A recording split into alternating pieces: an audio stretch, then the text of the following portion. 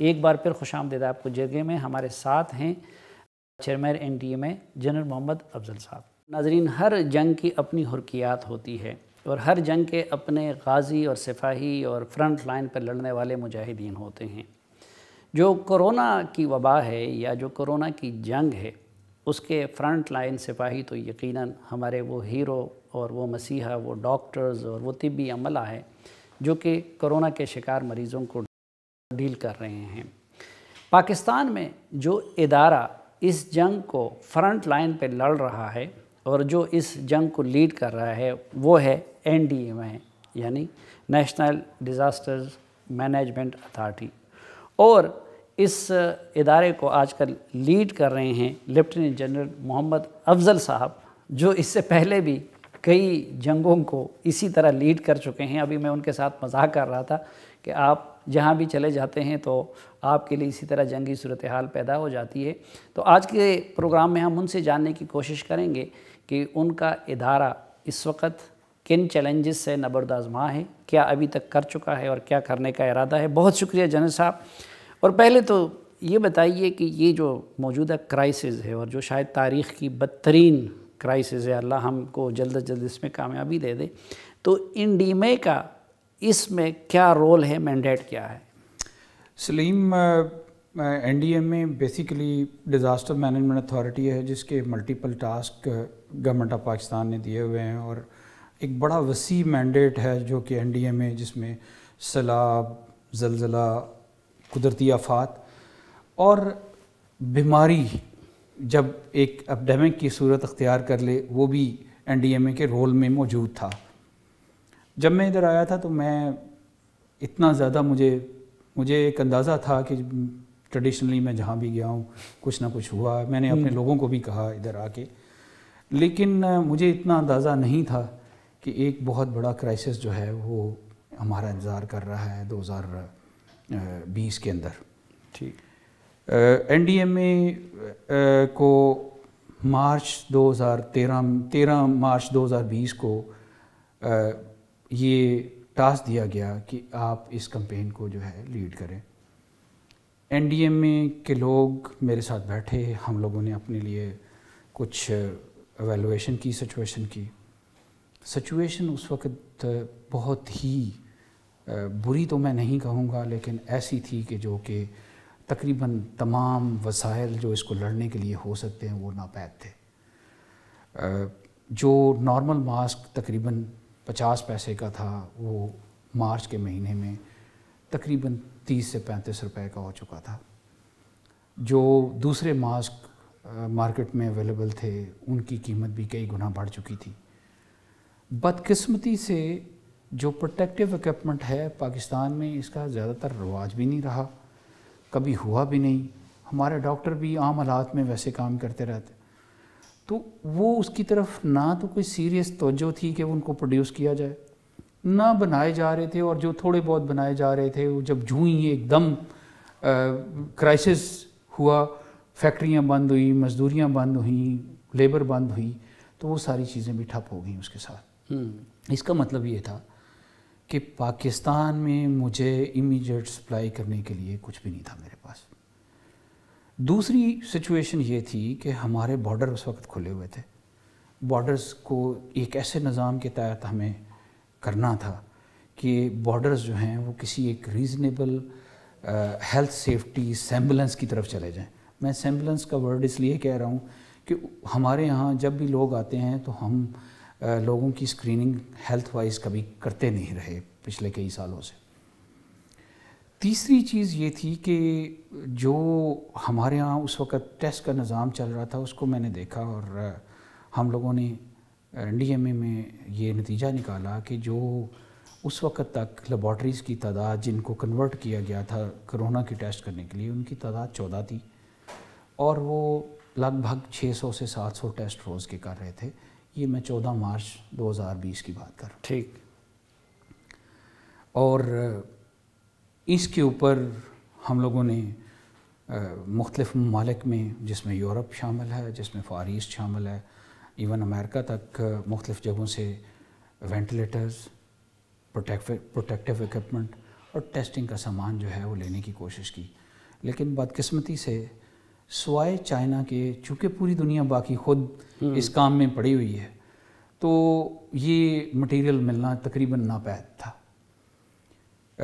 بہت سارا مٹیریل وہاں پہ آرڈر کیا گیا، بہت سارا چائنا کی گورنمنٹ نے جو ہے وہ ہمیں ڈونیشن کے طور پہ بھی دیا۔ شروع کے دنوں میں ہم یہاں تک بھی کرتے رہے ہیں کہ ہم جو اپنے فرنٹ لائن ڈاکٹرز ہیں ان کو ماسک ہی بھیج دیتے تھے۔ تقریباً 30 مارچ تک یہ سلسلہ چلا، اور ہم نے ٹائم زون میں اپنے لیے اہداف قائم کیے، ہم نے مٹیریل میں اپنے لیے اہداف قائم کیے۔ ٹائم زون میں ہم نے کہا کہ 5 اپریل تک کم از کم وہ ڈاکٹر جو آئی سی یوز میں کام کر رہے ہیں ان کو پروٹیکٹیو سامان پہنچایا جائے۔ اور اسی طرح اچھا جنرل صاحب، اس کو ذرا لوگوں کی تفہیم کے لیے میں کہتا ہوں کہ اگر ایک ایک ہم کر کے چلے، اس وقت ماسکس پاکستان میں کوئی کمی تو نہیں ہے؟ وہ کوئی جو شارٹیج کا مسئلہ تھا، کتنے باہر سے آئے، کتنے ہمارے لوکل ہیں؟ بڑی تعداد میں باہر سے بھی آئے تھے، تقریباً 1.5 ملین کے قریب ہم نے ان دنوں باہر سے منگوائے تھے۔ ٹھیک، اس وقت ماسک بھی ہمارے لیے بہت بڑی چیز تھا۔ آج الحمدللہ سوائے N95 کے ہم کوئی امپورٹڈ پروٹیکٹیو ایکوپمنٹ نہیں استعمال کر رہے۔ اچھا، تقریباً 1 مہینے کے اندر یعنی 1 اپریل کے بعد سے ہمارے اپنے لوگوں نے ہمیں اپروچ کرنا شروع کر دیا، انہوں نے چیزیں بنانی شروع کر دی، اور الحمدللہ آج وہ حال ہے کہ میں پک اینڈ چوز کر کے بیسٹ پاسبل اور سستی ترین چیز لے رہا ہوں۔ اور سستی ترین جب میں یہ کہتا ہوں تو ہماری چیزوں کے جو ریٹس ہیں وہ باہر کی چیزوں سے تقریباً 15 سے 20 گنا کم ہے۔ لیکن کوئی قلت تو نہیں ہے نا کسی جگہ؟ بالکل قلت نہیں ہے، پروٹیکٹیو ایکوپمنٹ ہمیں پوری طرح آ رہا ہے آلموسٹ۔ اچھا، ماسک کے بعد میں اگر یہ پروٹیکٹیو ایکوپمنٹ خصوصاً جو ڈاکٹرز اور طبی عملے کے لیے ضروری ہے، شروع میں اس کی بڑی قلت تھی اور اس لیے ہمارے کچھ ڈاکٹر اور مسیحا وہ اس کے شکار بھی ہو گئے، تو اس وقت اس کی کیا پوزیشن ہے؟ کیا کہیں کوئی ہمارے ڈاکٹر ان چیزوں سے محروم تو نہیں ہیں؟ کتنے اویلیبل ہیں ان کے لیے کر دیے گئے ہیں یہ پروٹیکٹیو ایکوپمنٹ؟ میں اس میں آپ کو یہ بتا دوں کہ نیشنل جو ہماری منسٹری آف ہیلتھ ہے اس نے پروٹیکٹیو ایکوپمنٹ پہننے کی ایک گائیڈ لائن جاری کی ہے۔ ٹھیک، یہ 5 اپریل کو ہم نے پرائم منسٹر آف پاکستان سے وعدہ کیا تھا کہ 5 اپریل تک انشاءاللہ، جو کہ اتوار تھی، مجھے ابھی بھی یاد ہے اتوار تھی، تو میں نے انہیں کہا تھا کہ سر اگلے اتوار تک ہم تمام وہ ڈاکٹر جو آئی سی یو میں کام کر رہے ہیں ان کو بھجوا دیں گے، اور ان کی تعداد اس وقت ہم لوگوں نے کیلکولیٹ کی تھی وہ 21,000، اس سے تھوڑی سی زیادہ تھی۔ ہم لوگوں نے 39,500 کے قریب ڈریسز اس 5 اپریل کو بھیجے۔ پچھلا جو اتوار تھا اس تک ہم نے 526 ہسپتالوں کو پاکستان آرمی کی مختلف کوروں جو مختلف علاقوں میں ہیں ان کے تھرو ہر ہسپتال کو اس گائیڈ لائن کے مطابق جو کہ منسٹری آف ہیلتھ نے دی ہوئی ہے، مثلا منسٹری آف ہیلتھ نے یہ گائیڈ لائن دی ہوئی ہے کہ جو لوگ آئی سی یو میں کام کریں گے وینٹیلیٹر پہ ان کے لیے N95 ماسک مسٹ ہے۔ ٹھیک، جو لوگ آئی سی یو میں کام کریں گے لیکن وینٹیلیٹر پہ نہیں ہیں یا کھانا دینے جا رہے ہیں یا کچھ اور ڈیوٹی کر رہے ہیں ان کے لیے انہوں نے ایک سیپریٹ گائیڈ لائن دی ہوئی ہے۔ وہ لوگ جو ہسپتال کے اندر کام کر رہے ہیں ان کے لیے ایک سیپریٹ گائیڈ لائن ہے، جو ہسپتال کے باہر کام کر رہے ہیں ان کے لیے، اور میرے اور آپ کے لیے انہوں نے ایک سیپریٹ گائیڈ لائن دی ہوئی ہے۔ ٹھیک، تو اسی حساب سے ہم نے ہر ہسپتال کی آئی سی یوز کو کیلکولیٹ کیا، ہر ہسپتال کے نظام کو کیلکولیٹ کیا۔ پچھلے اتوار کو تک ہم پاکستان آرمی کے کوروں کے تھرو 6 کے 6 جو ہماری اینٹیٹیز ہیں نیشن کی ان کو ہم نے بچوا یعنی اب اگر ہاسپٹل میں کوئی مینجمنٹ کا مسئلہ نہ ہو یا لوکل کوئی مسئلہ نہ ہو تو آپ کی طرف سے انڈیمے کی طرف سے جتنی ضرورت تھی اس سے زیادہ پرووائڈ کی گئی؟ میں آپ کو بتاتا ہوں، آج سے اس کا 3rd راؤنڈ شروع ہو چکا ہے۔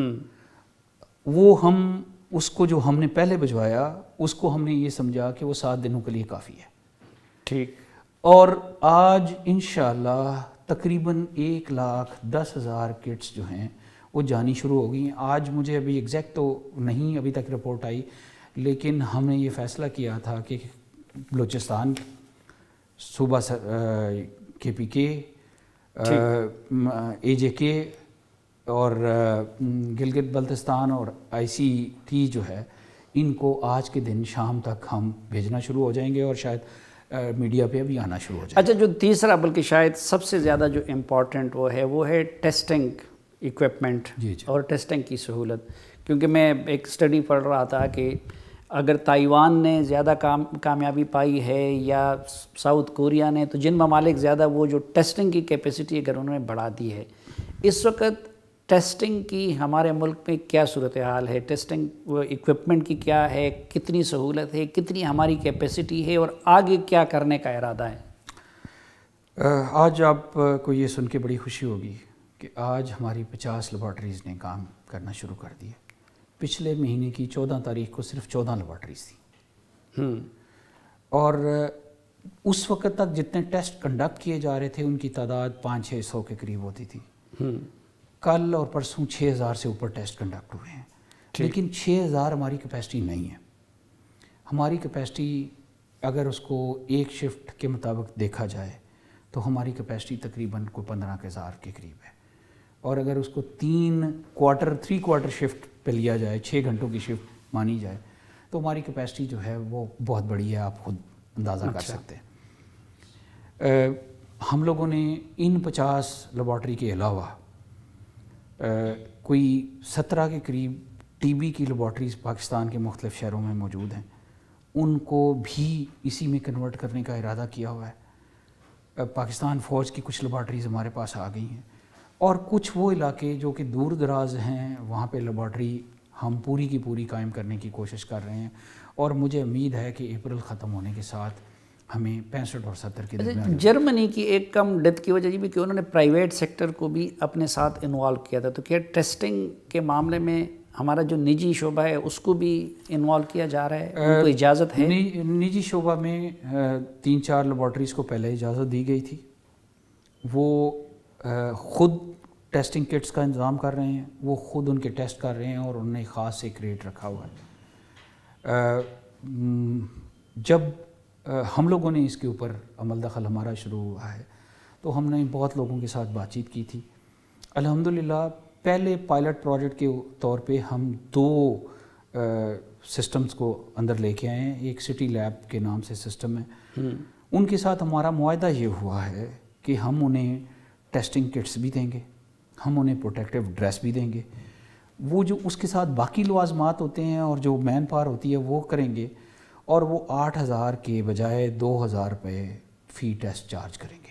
ٹھیک، یہی کام ہم نے بیریا فاؤنڈیشن کے ساتھ کیا ہے، ان کی بھی 2 لیبارٹریز نے کام کرنا شروع کر دیا، اور بیریا ٹاؤن جو ہے وہ جو متمول لوگ ہیں ان سے 2,000 روپے چارج کر رہے ہیں، اور جو لوگ افورڈ نہیں کر سکتے ان سے وہ پیسے نہیں لے رہے، ان کو اس طرح ہم اپنے سسٹم میں لے کے آئے ہیں۔ ناظرین، ایک مختصر سی بریک، واپس آئیں گے تو جنرل صاحب کے ساتھ گفتگو یہیں سے کنٹینیو کریں گے۔